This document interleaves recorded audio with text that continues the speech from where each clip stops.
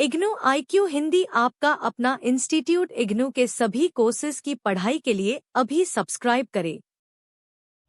नमस्कार दोस्तों, मैं हूं आपका होस्ट सूरज कुमार और आप देख रहे हैं IGNOU IQ Hindi YouTube channel.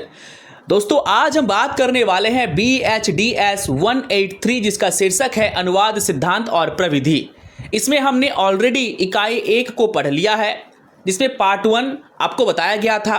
आज हम इकाई 1 में ही पार्ट 2 की अध्ययन करेंगे, यानी जहां तक हमने पार्ट 1 में पढ़कर छोड़ा था उससे आगे हम विस्तार से इसकी चर्चा करेंगे। तो चैप्टर में आगे बढ़ने से पहले आपको बता दें कि अगर आपको किसी भी सब्जेक्ट का हैंड रिटन या PDF में असाइनमेंट चाहिए तो दिए गए नंबर पर फोन करके या व्हाट्सएप पर मैसेज करके आप अपना हैंड रिटन असाइनमेंट या PDF असाइनमेंट परचेज कर सकते हैं। अगर आपको किसी भी सब्जेक्ट का या कोर्स का zoom classes, live classes join करना है, क्रैश कोर्स ज्वाइन करना है, तो उसके लिए भी दिए गए नंबर पर फ़ोन करके या व्हाट्सएप पर मैसेज करके आप हमसे संपर्क कर सकते हैं। साथ ही साथ किसी भी सब्जेक्ट या कोर्स का आपको नोट्स चाहिए, प्रैक्टिस सेट चाहिए या गेस्ट पेपर चाहिए, उसके लिए भी आप दिए गए नंबर पर फ़ोन करके हमसे संपर्क कर सकते हैं। तो चलिए आगे बढ़ते हैं। आगे आपका टॉपिक है अनुवाद का सीमित संदर्भ। देखिए, अनुवाद का सीमित संदर्भ अनुवाद को केवल एक भाषिक क्रिया मानता है, यानी यह एक भाषा की क्रिया महज है जिसके अंतर्गत स्रोत भाषा के पाठ का लक्ष्य भाषा में अंतरण किया जाता है, यानी सिर्फ अनुवाद और कुछ भी नहीं। यानी आपको सिर्फ इसमें क्या करना है, दिए गए चीज का ट्रांसलेशन करना है। अभी जो सीमित संदर्भ है अनुवाद का, इसको 2 भागों में बांटा गया है। पहला पाठधर्मी अनुवाद, दूसरा प्रभावधर्मी अनुवाद। पाठधर्मी, प्रभावधर्मी नाम से स्पष्ट है। यानी पाठधर्मी यानी पाठ जो वो कह रहा है, यानी मैंने बोला कि मैं घर जा रहा हूं, इसका ट्रांसलेशन कीजिए। अगर पाठधर्मी में आपको करना है तो मैं घर जा रहा हूं को देखते हुए आप जो है उसका ट्रांसलेशन करेंगे। लेकिन जब बात आएगी प्रभावधर्मी अनुवाद की तो वहां पर मैं घर जा रहा हूं, तो यहां पर बहुत सारे मीनिंग भी आ सकती है कि मैं घर क्यों जा रहा हूं, किसके साथ जा रहा हूं, क्या करने जा रहा हूं, कब जा रहा हूं, किसके साथ भी जा रहा हूं। तो इन सब प्रभाव को देखकर उसका ट्रांसलेशन किया जाता है। तो आइए इसको आगे पढ़ते हैं। देखिए, पाठधर्मी जो अनुवाद है, तो पाठधर्मी अनुवाद का तात्पर्य होता है ऐसा अनुवाद जिसमें पाठ अर्थात स्रोत पाठ, यानी जिसमें आपको जो दिया गया है यानी स्रोत मूल पाठ, और जिसमें ट्रांसलेट करना है। दोनों में फर्क पहले समझिए। 2 तरह का जो है दिया होता है। एक होता है मूल पाठ, यानी किसी व्यक्ति ने आपको दिया कि इसको ट्रांसलेट करो, तो जो मिला आपको वो है मूल पाठ, और जिस भाषा में आपको ट्रांसलेट करना है वो है लक्ष्य पाठ। तो स्रोत पाठ यानी जो आपको मिला वो सर्वोपरि हो, यानी स्रोत पाठ को ध्यान में रखकर ही आपको हमेशा ट्रांसलेट करना है। तो इसे कहते हैं पाठधर्मी, यानी पाठ को ध्यान में रखना है। ऐसे अनुवाद में अनुवादक से यह अपेक्षा की जाती है कि वो मूल पाठ के प्रति ईमानदार हो और अनुवाद करते समय मूल की आत्मा को बचाए रखने का निरंतर प्रयास करे। यानी मूल पाठ किसी भी आधार पर बदलना नहीं चाहिए, किसी भी कीमत पर बदलाव उस पर नहीं किया जाना चाहिए। अनुवादक को यहाँ अनुवाद प्रक्रिया में छूट लेने की सुविधा नहीं होती, यानी वो अपने मन मुताबिक उस पाठ को बदल नहीं सकता। कहने का आशय बस इतना ही है। चलिए, जैसे कार्यालय का जो कोई भाषा होता है ना, किसी भी दफ्तर का, ऑफिस का, तो वो जैसा है वैसा ही आपको ट्रांसलेट करके देना है भाई। किसी भी ऑफिस का सरकारी चीज़ों का नोटिस निकलता है ना, तो सीधा आपको उसी में उसको ट्रांसलेट कर देना है। आपको चेंजेस नहीं कर सकते, आप उसमें अपने से कुछ जोड़ नहीं सकते। तो ये कहलाता है पाठधर्मी अनुवाद। लेकिन जब बात आती है प्रभावधर्मी अनुवाद की, तब यहाँ पर जो अनुवादक होता है, जो ट्रांसलेटर होता है, उसके पास ये अधिकार होता है कि वो अपने हिसाब से उसमें कुछ ऐड कर सकता है, कुछ जोड़ सकता है। यानी प्रभाव को दिखाता है, वो इफेक्ट को दिखाता है। आई बात समझ में? इतना चलिए क्लियर है, ये आप लोग समझ चुके हैं। मैं जानता हूं। अब आगे हम लोग बढ़ेंगे अनुवाद का महत्व, कि अनुवाद का महत्व क्या है। हम लोग ये अनुवाद अनुवाद अनुवाद कब से पढ़ाई कर रहे हैं, ट्रांसलेशन, डिक्शनरी, आखिर इसकी जरूरत क्यों है। तो देखिए सिंपल है, बहुत ही आसान है कि अगर आप अनुवाद नहीं करेंगे तो आपकी ज्ञान बिल्कुल अधूरी रह जाएगी। अगर किसी भी चीज़ का, किसी भी पाठ का, लेख का, कविता का, कहानी का, उपन्यास का आप ट्रांसलेट नहीं करेंगे उसको, तो फिर दुनिया के लोग तो जुड़ नहीं पाएंगे ना आपस में। अगर हिंदी का अंग्रेजी में ट्रांसलेट नहीं हम करेंगे, ट्रांसलेशन नहीं होगा, तो इस कंडीशन में हम जान ही नहीं पाएंगे, ठीक है, जो अंग्रेज है वो जान ही नहीं पाएगा कि हिंदी में क्या लिखा गया है। हिंदी के जो कविताएं हैं, हमारे दिनकर जी का जो कविताएं हैं, कहानी जो है हमारे प्रेमचंद जी की, वो कितना प्रभावशाली है, वो कैसे जानेंगे। उसके बाद अगर अंग्रेजी से हिंदी में ट्रांसलेशन नहीं होगा तो फिर हम कैसे जानेंगे कि वो अंग्रेज व्यक्ति क्या कहना चाह रहा है। तो ट्रांसलेशन के माध्यम से ही हम लोग क्या करते हैं, एक दूसरे के भाषा को जानते हैं और समझते हैं। यानी अगर अनुवाद नहीं होता तो दूसरे भाषा के व्यक्ति क्या कहना चाह रहा है, उसके मन का भाव क्या है, हम ये कभी जान और समझ नहीं पाते। और आज के इस मॉडर्न एरा में, यानी आधुनिक युग में, आप जानते हैं कि केरला का एक बच्चा जाके कश्मीर में पढ़ाई करता है या कश्मीर का एक बच्चा जाके तमिलनाडु में पढ़ाई करता है तो भाषाएं बदल जाती है। उस स्थिति में अगर उनको उस भाषा का ज्ञान ना हो या ट्रांसलेटर, अनुवादक ना रहे तो फिर क्या होगा। ठीक है, बहुत ही दिक्कत का आपको सामना करना पड़ेगा। जरा आप इतना ही सोचिए कि बचपन में जब आप इंग्लिश की किताबें पढ़ते थे और बगल में आप डिक्शनरी रखते थे, तो अगर डिक्शनरी नहीं होता तो क्या आप और हम अंग्रेजी की वो सारे शब्द का अर्थ जान पाते? नहीं जान पाते। तो इसलिए अनुवाद बहुत ही उसका महत्व है। तो कहाँ कहाँ महत्व है? पहला है शिक्षा में अनुवाद। देखिए एजुकेशन में, और हमने अभी वही कहा कि बचपन में इंग्लिश जब पढ़ते थे, तो देखिए शिक्षा में अनुवाद जरूरी इसलिए है क्योंकि एक देश का बच्चा जाके दूसरे देश में पढ़ता है, या फिर एक राज्य का बच्चा भारत जैसे देश में, ठीक है, भारत किसी मतलब भारत को अगर विश्व कहें तो गलत नहीं होगा। अलग अलग प्रकार की भाषाएं हैं, धर्म है, जात पात है, रंग रूप है, वेशभूषा है, खान पान है, संस्कृति है कि नहीं। तो एक राज्य का स्टूडेंट अगर दूसरे राज्य में जाके पढ़ाई करे तो वहाँ पर उस राज्य की भाषा तो प्रॉपर उसको नहीं आएगी ना, तो वो वहाँ पर ट्रांसलेटर का इस्तेमाल करेगा, डिक्शनरी का या अनुवादक का वो उपयोग करके उस भाषा को वो डिकोड करेगा, है कि नहीं। तो शिक्षा में भी क्या है, बहुत ज़रूरी है। उसके बाद मान लीजिए कि अल्बर्ट आइंस्टाइन ने जब अपनी आर्टिकल्स लिखे होंगे, जब खोज की होंगी न्यूटन ने, तो वो तो अपने अंग्रेजी भाषा में उन्होंने लिखा होगा, हिंदी में तो वो लिखेंगे नहीं। तो 2 मिनट के लिए आप मान लीजिए कि अगर आइंस्टाइन का जो थ्योरी था, जो उन्होंने दिया था इंग्लिश में, या न्यूटन का, मान लीजिए कुछ देर के लिए कि अनुवाद यहाँ होता ही नहीं, तो उनके थ्योरी को आप कैसे पढ़ पाते? उनके थ्योरी को आप कैसे पढ़ पाते? और हम और आप जो अंग्रेजी सीखते हैं या दूसरे भाषा को सीखते हैं तो अनुवादक से ही सीखते हैं ना, अनुवाद करके ही सीखते हैं, ट्रांसलेटर से ही सीखते हैं, ट्रांसलेशन करके ही सीखते हैं।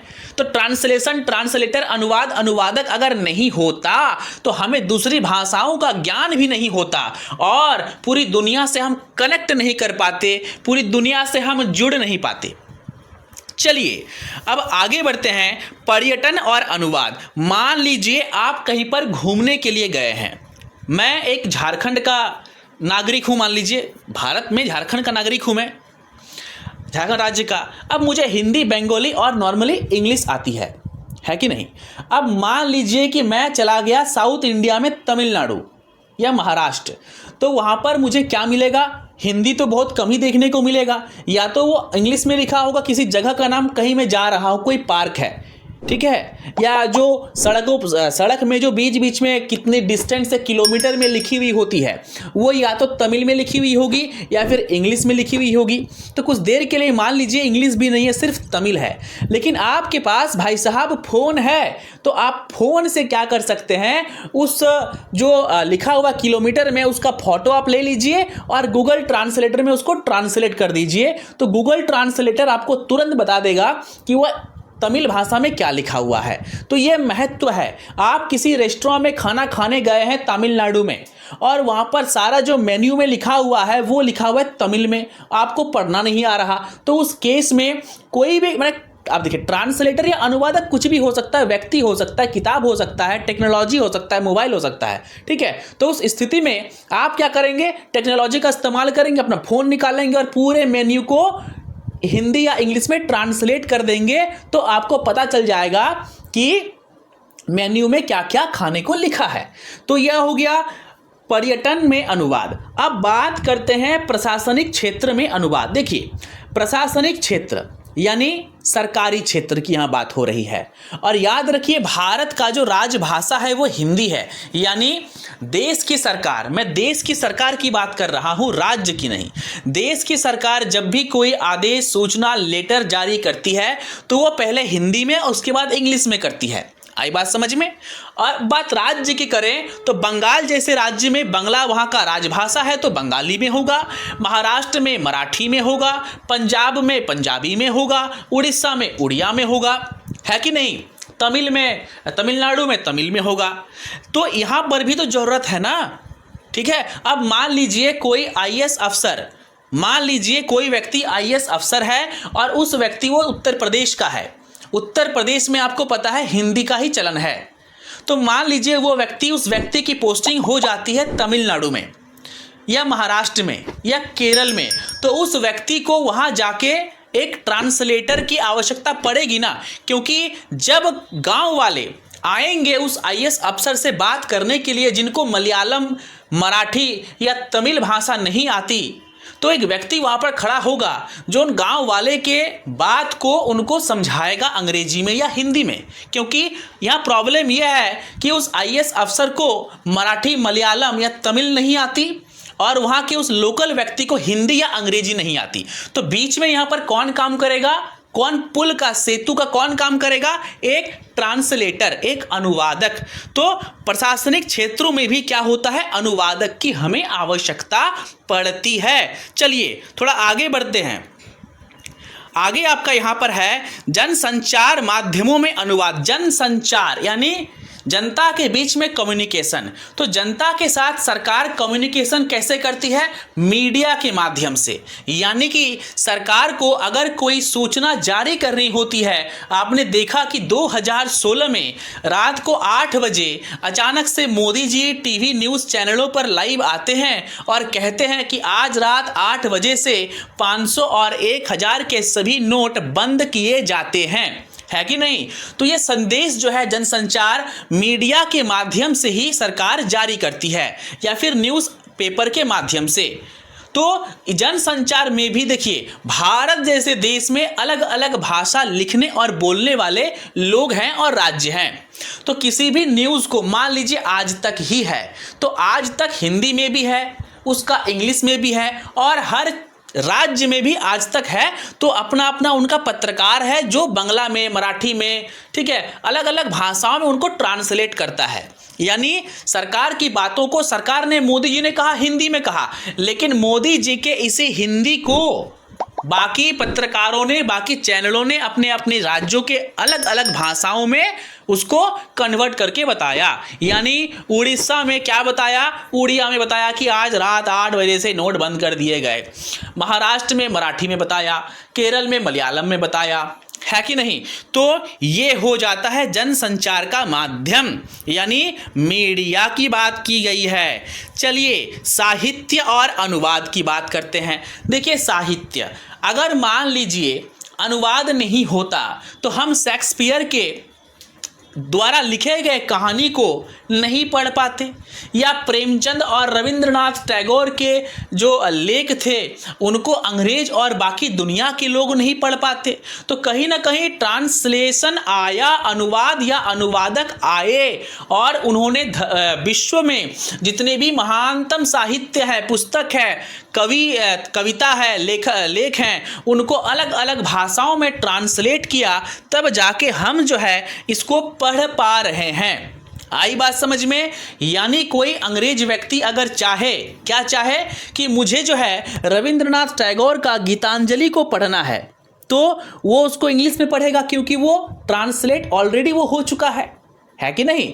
और अगर मैं चाहूँ कि शेक्सपियर की लिखी हुई कोई चीज़ मैं पढ़ूँ, ओथेलो, मैकबेथ, तो वो भी मैं पढ़ सकता हूँ हिंदी में या किसी भी भाषा में, है कि नहीं? चलिए, जैसे साउथ इंडियन लोगों को हिंदी नहीं आती, अब उनको भगवत गीता पढ़ना है तो वो तमिल भाषा में भगवत गीता पढ़ेंगे। उड़िया व्यक्ति जो उड़ीसा के हैं वो उड़िया में पढ़ेगा। एक पंजाबी व्यक्ति भगवत गीता पढ़ना चाहता है तो पंजाबी में पढ़ेगा, है कि नहीं?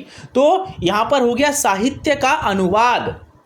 चलिए अब बात करेंगे सूचना प्रौद्योगिकी और अनुवाद की। सूचना की बात करते हैं। सूचना मतलब एक इंफॉर्मेशन का, किसी भी मैसेज का, संदेश का एक जगह से दूसरे जगह में जाना।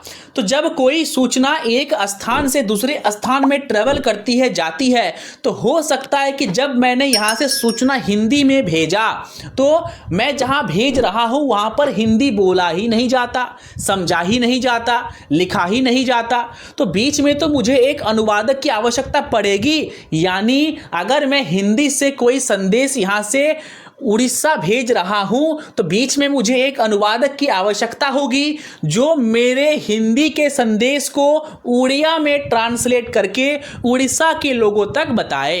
आपने नरेंद्र मोदी जी, हमारे माननीय प्रधानमंत्री जी को अक्सर देखा होगा कि जब भी वो किसी बाहरी राज्य में जाते हैं, यानी वैसा राज्य जहां पर हिंदी भाषा का प्रचलन नहीं है, तो उनके साथ स्टेज में एक ट्रांसलेटर खड़ा होता है जो मोदी जी द्वारा कहे हिंदी और अंग्रेजी की बातों को उस रीजनल लैंग्वेज में, भाषा में समझाता है, ताकि वहां के लोग मोदी जी क्या कह रहे हैं इसको समझ सके। चलिए, तो ये हो गया सूचना और प्रौद्योगिकी। अब आगे हम लोग थोड़ा देख लेते हैं कि अनुवाद कार्य में क्या क्या चुनौतियां हैं। देखिए, आप लोग जानते हैं कि अनुवाद करना कठिन है, आसान काम नहीं है।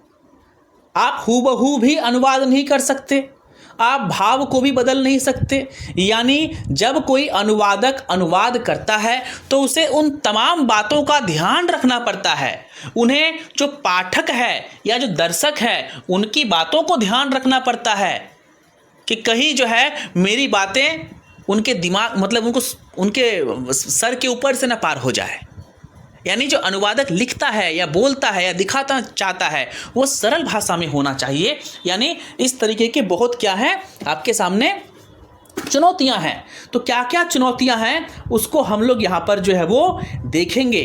अब देखिए चुनौती क्या है।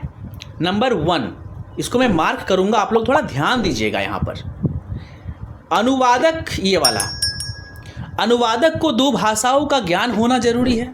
ट्रांसलेटर को, जो ट्रांसलेशन करेगा, उसको तो ज्ञान होना चाहिए ना, लेकिन उसके साथ उन्हें दोनों भाषाओं की प्रकृति और संस्कृति का भी ज्ञान होना चाहिए। अनुवाद में सहजता, स्पष्टता और भाषा में प्रवाह होना चाहिए, रुकना नहीं चाहिए। अब कोई व्यक्ति बोलते हुए हकलाता है तो सुनने वाले को मज़ा नहीं आएगा, या कोई धीरे बोलता है या किसी शब्द का उच्चारण, प्रोनाउंसिएशन ठीक से नहीं करता है, प्रोड्यूस पढ़ता है, तो भी समझ में आपको नहीं आएगा। 2 भाषाओं के ज्ञान के साथ साथ दोनों भाषाओं की प्रकृति मैंने पहले बोल दिया। भाषा एंड व्याकरण, व्यवहार जो है उसको अच्छे से समझना होगा। उनको व्याकरण को नहीं समझा, व्यवहार को नहीं समझा, भाषा की प्रकृति को नहीं समझा, तो फिर वो ट्रांसलेट कैसे करेगा। जैसे नाच न जाने आंगन टेढ़ा, अदगत गगरी छलकत जाए।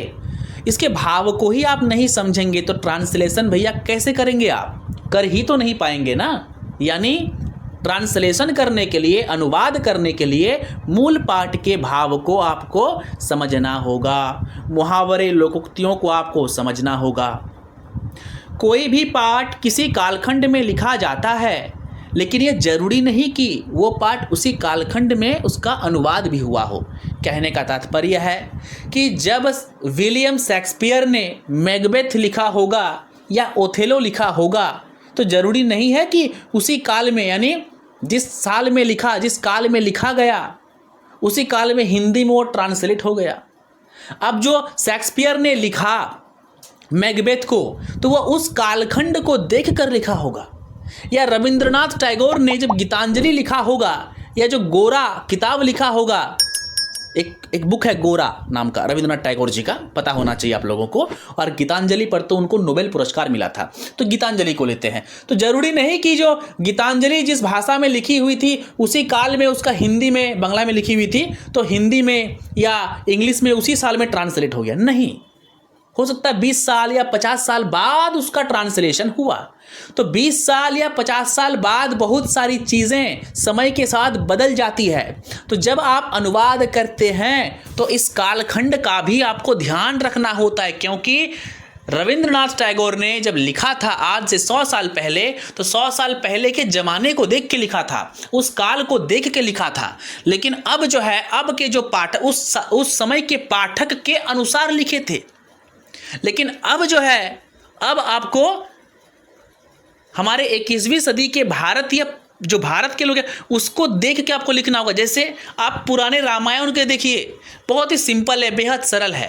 लेकिन आज के रामायण को देखिए, एकदम मॉडर्न बना दिया है रामायण को। क्यों? क्योंकि दर्शकों का डिमांड, यानी दर्शकों के डिमांड के अनुसार और कालखंड में, ठीक है, आपको अनुवाद का ध्यान रखना पड़ता है। चलिए अब नीचे थोड़ा सा हम लोग देख लेते हैं भैया, और क्या क्या है। और यहाँ पर है कि कोई भी पाठ किसी विशेष शैली में लिखा जाता है, चाहे वो सृजनात्मक साहित्य हो या गैर सृजनात्मक, तो जो अनुवादक है उसको ये ध्यान में रखना चाहिए कि उस शैली को वो ना बदले। यानी जिस फ्लुएंसी में कहा जा रहा है वो फ्लुएंसी बरकरार होनी चाहिए। ठीक है, अब मान लीजिए गुस्से वाला वहाँ पे सेंटेंस है, तो गुस्से वाला वाक्य ही वहाँ पर होना चाहिए। ऐसा नहीं कि आप जब ट्रांसलेट करते हैं तो वो जो गुस्सैल वाला भाव है उसको आपने बदल दिया। अनुवादक के समक्ष सबसे बड़ी चुनौती यह होती है कि वो अपनी क्षमता को जाने कि आपके अंदर अनुवाद करने की क्षमता कितनी है, और सीमा यानी लिमिटेशन होना बहुत ज़रूरी है। ऐसा नहीं कि आप किसी भी चीज़ को कुछ भी अपनी मर्जी से कर दिए, अपनी मर्जी से आप कुछ नहीं कर सकते। आई बात समझ में? यानी हर चीज़ में क्या करना, ध्यान रखना पड़ेगा आपको, मूल पाठ बदलना नहीं चाहिए।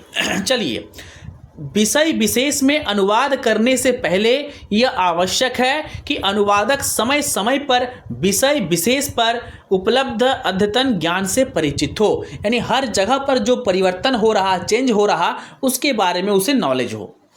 अनुवादक के लिए यह भी आवश्यक है कि विषय विशेष के अनुवाद में वो किसी सहायक की हेल्प ले सकते हैं, और वो सहायक कुछ भी हो सकता है।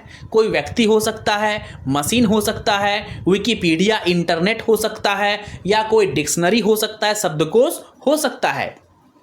आगे हम लोग बढ़ेंगे, आगे हम लोग क्या देखेंगे, साहित्य अनुवाद, यानी साहित्य का अनुवाद करना सबसे चुनौतीपूर्ण कार्य है। क्यों? क्योंकि साहित्य तो प्राचीन होती है तो वो उस कालखंड में लिखी होती है, और हम अभी ट्रांसलेशन इस युग में कर रहे हैं, तो हमें उस काल के चीज़ों को इस काल के लोगों में कैसे फिट बैठेगा, कैसे वो फिट बैठेगा, उसको हमें वहाँ पे, कि हो सकता है कि आज से 1000 साल पहले जो लिखा गया हो वो वहाँ के उस विशेष किसी शब्द का इस्तेमाल किया है, और वो शब्द आज के लोग न जानते हो, तो हमें क्या करना होगा, उस शब्द का, अभी उस शब्द को क्या कहते हैं।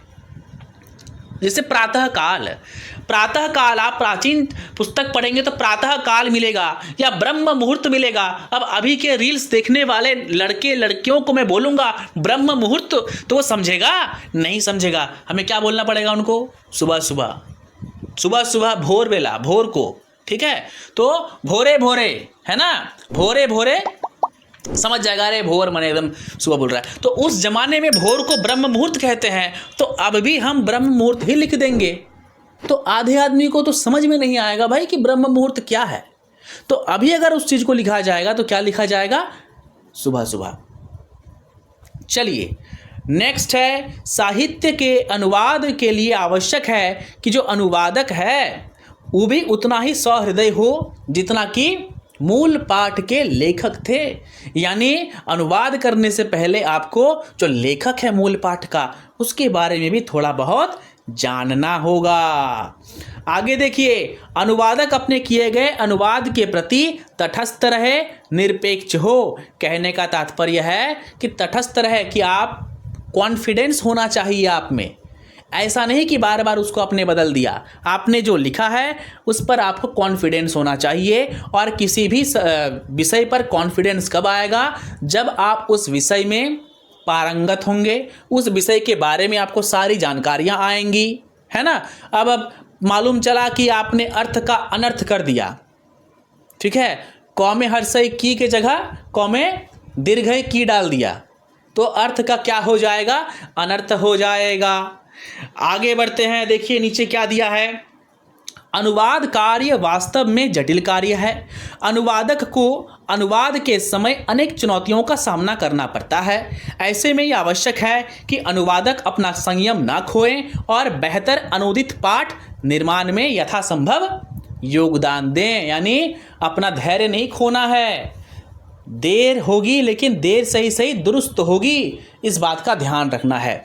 तो यूनिट 1 हमारा हो जाता है कंप्लीट। यूनिट 1 के कंप्लीट होने के साथ साथ हम ये समझ गए कि अनुवाद क्या है, अनुवाद की प्रविधि क्या है, अनुवाद का महत्व क्या है, और अनुवाद के क्षेत्र में किन किन चुनौतियों का सामना उस अनुवादक को करना पड़ता है। तो नेक्स्ट हम लोग बात करेंगे इकाई 2 की अगले वीडियो में। तो अगर आपको ये पाठ समझ में आया, आपको मेरी जो पढ़ाने की शैली है वो समझ में आई, तो कमेंट बॉक्स में थैंक यू ज़रूर लिख दीजिएगा। और किन किन सब्जेक्ट का आपको और वीडियो चाहिए कमेंट बॉक्स में आप वो भी लिखिए। हमारा वेबसाइट भी है www.ignuiqhindi.com, वहाँ पे जाके आप हमारा वेबसाइट विजिट कर सकते हैं या किसी भी चीज़ को ऑर्डर दे सकते हैं। साथ ही साथ किसी भी सब्जेक्ट का आपको हैंड रिटन असाइनमेंट चाहिए, जूम क्लास चाहिए, बुक नोट्स चाहिए, प्रैक्टिस सेट चाहिए, गेस्ट पेपर चाहिए, तो दिए गए नंबर पर आप हमसे संपर्क कर सकते हैं।